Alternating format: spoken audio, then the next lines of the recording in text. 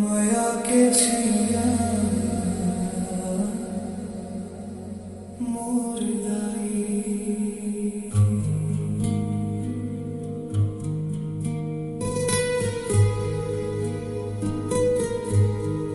दाई के ममता सागर ले गई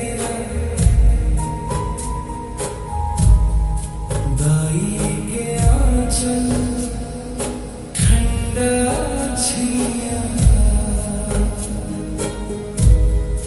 दुख के बेला हंस हंस सही थे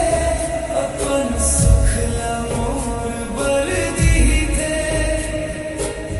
भूखे रही के मोरा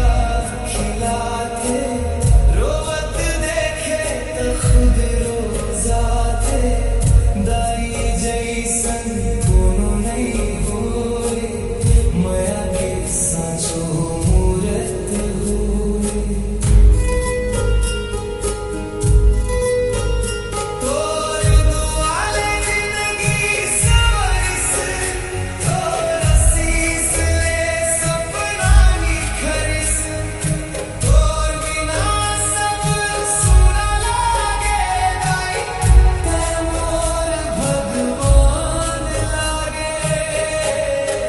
माँ के ममता अमर कहानी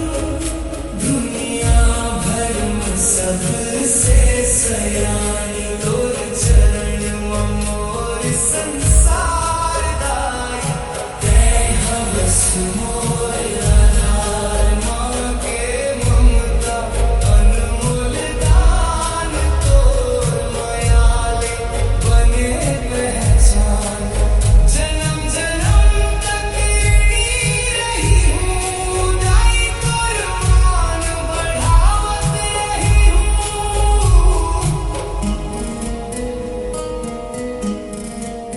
चलना सिखाइस बोलना सिखाइस सही दाम मोला बढ़ाइस